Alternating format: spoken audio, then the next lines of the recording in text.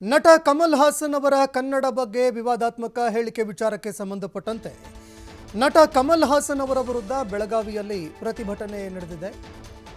ಚೆನ್ನಮ್ಮ ವೃತ್ತದಲ್ಲಿ ಕರ್ನಾಟಕ ರಕ್ಷಣಾ ಶಿವರಾಮೇಗೌಡ ಬಣದ ಪ್ರತಿಭಟನೆ ನಡೆದಿದೆ. ರಸ್ತೆ ಮಧ್ಯದಲ್ಲಿ ಕುಳಿತು ಧರಣಿ ನಡೆಸಿ ಕಮಲ್ ಹಾಸನ್ ವಿರುದ್ಧ ಧಿಕ್ಕಾರ ಕೂಗಿ ಆಕ್ರೋಶ ಹೊರಹಾಕಿದ್ದಾರೆ.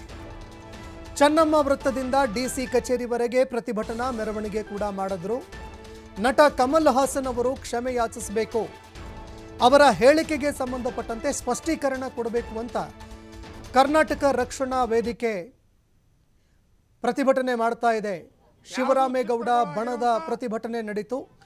ರಸ್ತೆ ಮಧ್ಯದಲ್ಲಿ ಕುಳಿತು ಧಿಕ್ಕಾರ ಕೂಗಿ ಆಕ್ರೋಶ ಹೊರಹಾಕಿದ್ದಾರೆ.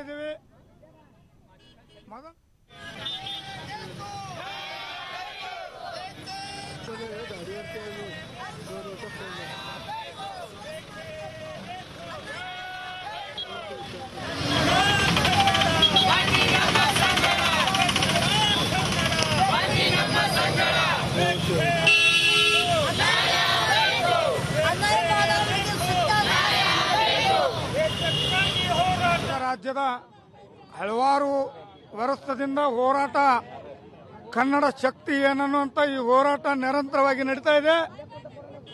ಯಾವುದೂ ಚಿತ್ರಗಳಾಗಿರುವಂತ ಕರ್ನಾಟಕ ರಕ್ಷಣಾ ವೇದಿಕೆ ಸಂಪೂರ್ಣವಾಗಿ ನೇರವಾಗಿ ಖಂಡಿಸ್ತಾ ಇದ್ದೀವಿ. ಮೊದಲನೇದಾಗಿ ಕಮಲ್ ಹಾಸನ್ ಅವರು ಹೇಳಿಕೆಯನ್ನು ಕೊಟ್ಟಿದ್ದಕ್ಕೆ ಮೊದಲನೇದು, ನಿಮ್ಮ ಭಾಷೆ ನಿಮ್ಮ ಮನೆಯಲ್ಲಿ ಇಟ್ಕೊಳ್ಳಿ. ಮನೆಯಿಂದ ಹೊರಗಡೆ ಬಂದರೆ ನಂತರ ಕನ್ನಡ ಭಾಷೆಯನ್ನು ಮಾತಾಡಬೇಕು. ಅದನ್ನು ಬಿಟ್ಟರೆ ಕರ್ನಾಟಕ ರಾಜ್ಯಕ್ಕೆ ಬಂದು ಕನ್ನಡ ಭಾಷೆಯನ್ನು ಮಾತಾಡಿದ್ಬಿಟ್ರೆ ತಮಿಳುನಾಡಿಂದ ಕನ್ನಡ ಹುಟ್ಟಿದೆ ಅಂತ ಹೇಳ್ತಾ ಇದೆಯಲ್ಲ, ನಿನಗೆ ನಾಚಿಕೆ ಬರಬೇಕು. ನಿನ್ನಂತ ನಾಲ್ಕು ಎಲ್ಲೂ ನೋಡ್ರಿಕ್ಕಿಲ್ಲ. ಯಾಕೆಂದ್ರೆ ಶಿವರಾಜ್ ಕುಮಾರ್ ಅವರು ಆಗಿರೋದು ಕುಂತಿದ್ರು, ಅವರು ಸರಿಯಾಗಿ ಕಳಿಸಿಲ್ಲ ಅಂತ ಒಂದು ಮಾತನ್ನು ಹೇಳಿದ್ರು. ಆದರೂ ಕೂಡ ಕಮಲ್ ಹಾಸನನ್ನು ಸಮಯ ಕೇಳುವ ಪ್ರಕಾರಕ್ಕೆ ನಾನು ಯಾಕೆ ಸಮಯ ಕೇಳಬೇಕಂತ ಹೇಳ್ತಾ ಇದೆಯಲ್ಲ, ಕರ್ನಾಟಕ ರಾಜ್ಯಕ್ಕೆ ಬನ್ನಿ, ನಾವು ತೋರಿಸ್ಕೊಡ್ತೇವೆ ಕನ್ನಡಿಗರ ಶಕ್ತಿ ಏನು ಅನ್ನೋದು ಗೊತ್ತಾಗ್ತಿದೆ.